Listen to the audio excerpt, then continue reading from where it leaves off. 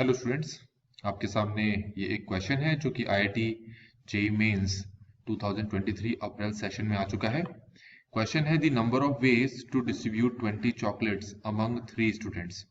20 chocolates को 3 students को बांटना है इस तरीके से कि each students will get at least 1 chocolate.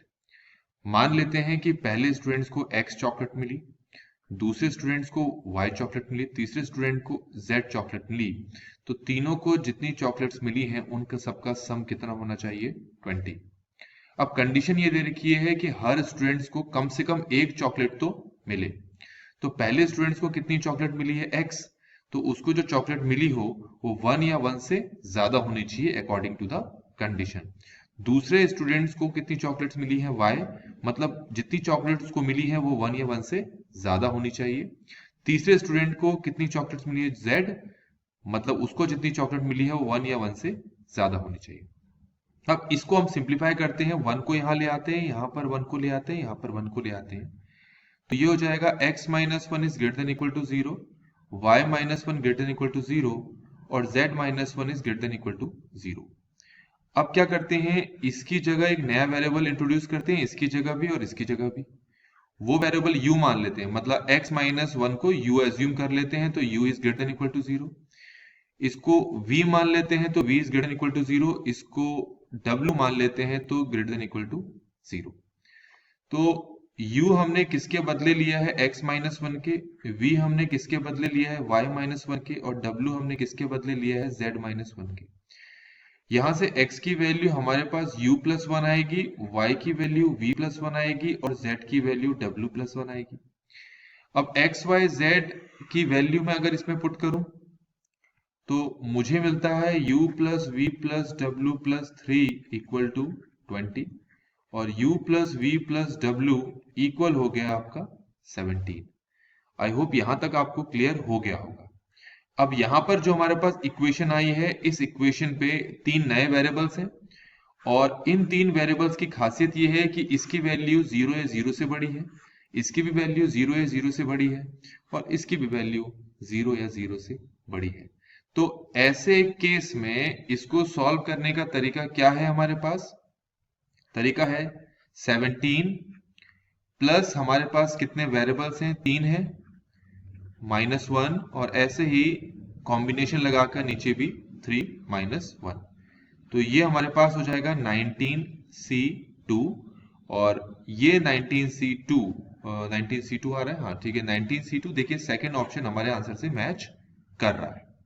अब ये तो हो गया शॉर्ट तरीका। तो अब हम जानेंगे कि ये जो फॉर्मूला एक्चुअली यहां पर आया है, ये फॉर्मूला आया कैसे। तो वो मैं अब आपको समझाने वाला हूं, तो इसके बाद वीडियो लेंथी होने वाली है। तो शुरुआत करते हैं। अब आपको यह पता है कि 3 बच्चे हैं ए बी सी जिनको चॉकलेट्स मिली हैं और जो टोटल चॉकलेट मिली है वो 20 मिली है। अब जो पहला स्टूडेंट है उसको चॉकलेट एक या एक से ज्यादा मिलनी चाहिए। इसका मतलब यह है कि पहले स्टूडेंट को या तो एक चॉकलेट मिलेगी, या तो 2 चॉकलेट्स मिल सकती हैं, या फिर 3 चॉकलेट्स मिल सकती हैं। इस तरीके से कंडीशन ये है, उसको मैक्सिमम कितनी चॉकलेट्स मिल सकती हैं? 20। ये लिखने का तरीका है। एंड अब ऐसे ही जो दूसरा स्टूडेंट है उसके लिए कंडीशन क्या है? सेम है, या तो उसको एक चॉकलेट मिलेगी, या फिर 2 मिल सकती है, या फिर 3 मिल सकती है और इस तरीके से मैक्सिमम उसको कितनी चॉकलेट्स मिल सकती हैं? 20। ऐसा ही जो तीसरा स्टूडेंट है उसको या तो एक चॉकलेट मिल सकती है या फिर 2 और ऐसे करते करते उसको मैक्सिमम कितनी चॉकलेट्स मिल सकती हैं? 20। तो ये क्या आ गए हमारे पास? 3 इक्वेशंस आ गई हैं, तीनों की तीनों सेम है। तो मैं इसकी जगह लिख सकता हूं x plus x square plus x cube up to x की पावर 20 होल क्यूब।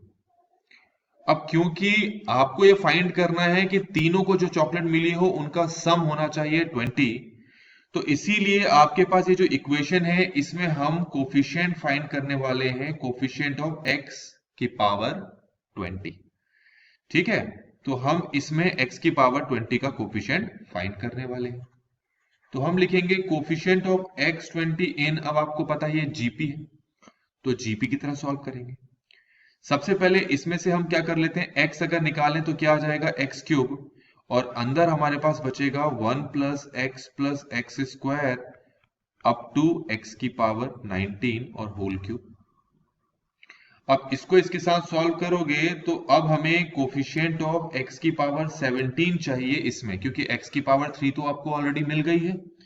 तो बचा क्या अब आपके पास x की पावर 17, जो कि इसमें आपको उसका कोफिशिएंट फाइंड करना है। तो इसको सॉल्व करोगे तो यह आ जाएगा 1 माइनस एक्स की पावर 20 ओवर 1 माइनस एक्स का होल क्यूब। ये क्लियर हो गया होगा, थोड़ा फास्ट बता रहा हूं, आप समझें इसको जरा। तो कोफिशिएंट ऑफ x17 इन, तो इसको मैं ऐसे लिख सकता हूं 1 माइनस एक्स की पावर 20 का होल क्यूब और 1 माइनस एक्स की पावर -3। अब यहां पर आपको जो दो चीजें दिख रही हैं, दोनों को आपको एक्सपेंड करना है। इसको मैं उतार देता हूं। 1 माइनस एक्स की पावर 20 का अगर मैं एक्सपेंशन करूं तो a माइनस बी के होल क्यूब का फॉर्मूला लगा सकते हो।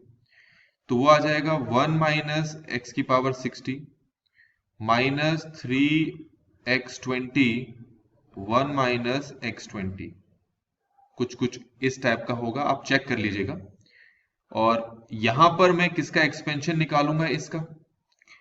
अब इसका एक्सपेंशन कैसे निकालेंगे, उसके लिए आपको ये पता होना चाहिए पहले से कि 1 माइनस एक्स की पावर जो -1 है, -n है, इसका एक्सपेंशन का फॉर्मूला होता है 1 plus n x plus n plus 1 over 2 factorial x square n plus 1 n plus 2 over 3 factorial x cube. ये चलता जाता है।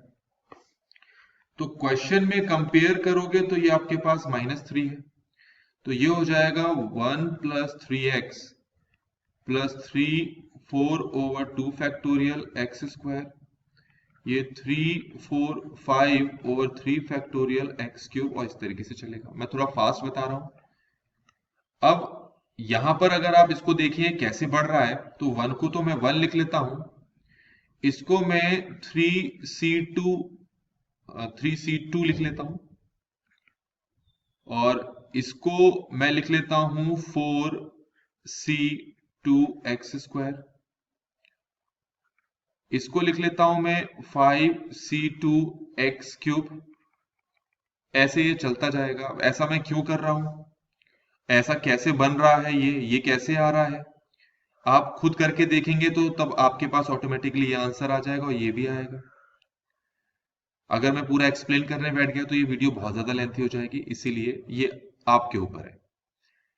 तो 1 माइनस एक्स की पावर -3 का एक्सपेंशन क्या होता है, ये मैंने लिख के दिखा दिया।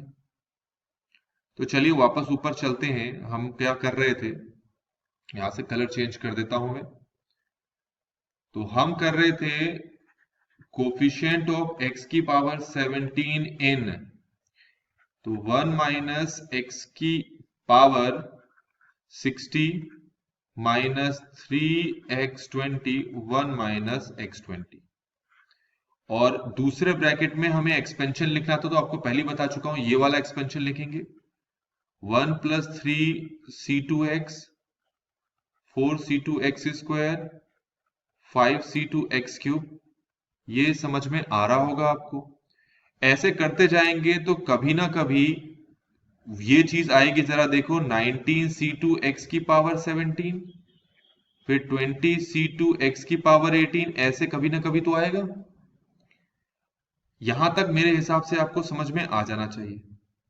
अब ध्यान से समझेंगे, आपको किसका कोफिशिएंट फाइंड करना है, x की पावर 17 का। अब ये जो आपके पास टर्म है और ये जो टर्म है, इनको आपस में मल्टीप्लाई करना पड़ेगा। पहले 1 को सबसे मल्टीप्लाई करेंगे यहां पर, फिर x60 को सबसे मल्टीप्लाई करेंगे, फिर इसको सबसे मल्टीप्लाई करेंगे। अब इससे अगर इन सबको मल्टीप्लाई करेंगे तो उससे कुछ नहीं मिलेगा आपको। क्यों? क्योंकि जब इससे यहां पर सबको मल्टीप्लाई करेंगे तो जो x की पावर आएगी वो 60 है, 60 से ज्यादा आएगी। ऐसे ही इसको जब यहां पर इन सबसे मल्टीप्लाई करेंगे तो x की जो पावर आएगी 20 या 20 से ज्यादा आ जाएगी। तो इसका मतलब है इसको और इसको यहां पर इनसे मल्टीप्लाई करने से हमें कुछ नहीं मिलने वाला। तो सीधी सी बात है, अगर इस 1 से मैं इनको मल्टीप्लाई करूं तो वापस ये पूरा ही आ जाएगा। तो 1 से जब इनको मैं मल्टीप्लाई करूंगा तो मुझे इसी में x की पावर 17 का कोएफिशिएंट मिलेगा। तो खुद ही ढूंढ लीजिए कि कोफिशिएंट ऑफ x की पावर 17 कितना मिलेगा। यहां से मैंने आपको एक्सपेंशन करके दे रखा है, तो आपको यहां पर x की पावर 17 का कोफिशिएंट मैंने दे दिया है, बना बनाया, वो आ रहा है 19c2। तो इसीलिए 19c2 हमारे पास आंसर आया था। तो आई होप कि आपको शॉर्ट सोल्यूशन और लेंथी सोल्यूशन दोनों ही इस वीडियो में समझ में आ गए होंगे। Thanks for watching.